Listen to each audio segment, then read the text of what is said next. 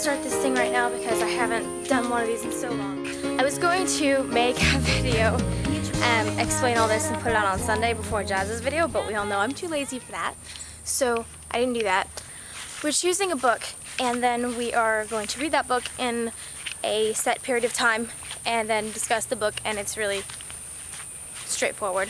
This week our book is Anthem by Ayn Rand, like Jazz said, and this week we are not reading chapters 1 through 6, we are reading chapters 1 through 5. So it was really weird opening the book and reading it at first, because when you read it, well, I'm just going to read out the first section real quick. It is dark here. The flame of the candle stands still in the air. Nothing moves in this tunnel save our hands on the paper. We are alone here under the earth. It is a fearful world alone. The laws say that none among men may be alone, ever at any time, for this is a great transgression and the root of all evil. But we have broken many laws. And now there is nothing here save one body, and it is strange to see only 2 legs stretched on the ground, and on the wall before us the shadow of our own one head. That was kind of confusing at first. I'm sitting there reading and going, wait, it's a sin to be alone, but we, us, you're obviously not alone, you have people with you. No, he's alone. They're the Borg. And like, they don't necessarily think as one, but they're trained to think that they're supposed to think as one. That was a really interesting concept. It was so ingrained in them that they're not supposed to be alone, they're not supposed to be different, that they literally don't even have a singular pronoun.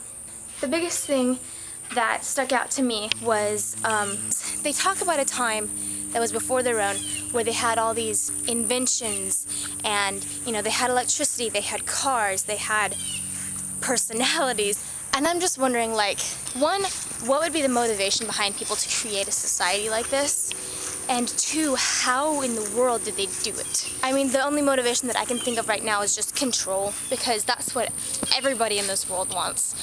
I mean, that's been the motivation behind so many different things. This one section really reminded me of the medieval church, because it was so ingrained in like the people's lives, and they kind of lived to serve the church, and the church exploited that. It captured hold of them, and it never let go. It told them you're going to go to hell if you don't pay your tithes, etc. And so it sounds to me like this is a similar sort of thing, only it's way more than just paying tithes or something. And the leaders, the Council of Vocations, who appoints every job title, obviously, like quite obviously, appoints people to a job that they shouldn't be doing. It was obvious in school that Equality 72521 was really, really interested in sciences, and it was quite obvious that he was really smart, because he would try to keep himself back, but he physically couldn't because he was just too smart, and he actually did have a passion to learn. So when it came time for him to receive his vocation from the Council of Vocations, they made him a street sweeper. I think that was a pretty blaringly obvious thing to do. They didn't want him to go to the home of the scholars. They didn't want him to learn. They didn't want him to figure out this technology that they know exists. They didn't want him to realize that people are individual and that it's okay to be individual. I still think he would have progressed as much as he has now if he'd gone to the home of the scholars, but also the fact that they made him something so low and so simple has also kind of pushed him over the edge. Like, I don't care anymore. I'm going to break laws because I freaking hate this. It's a really interesting take on the whole control, this is what America and the world is doing kind of a thing. Like, I don't think anyone in the world is ever going to get this far, but it's obviously what people have been trying to do for centuries. I hope that in the final chapters we kind of get a look at how this society was created and why, because that's really what's interesting me. Jazz, this was a great book choice.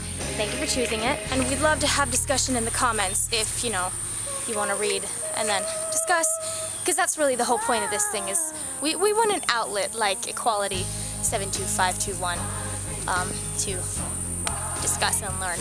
Our next book will be a selection of poems or short stories or something, but haven't exactly decided which ones. And next week we are finishing Anthem, chapters 6 through 12. I will see you, Sienna, tomorrow.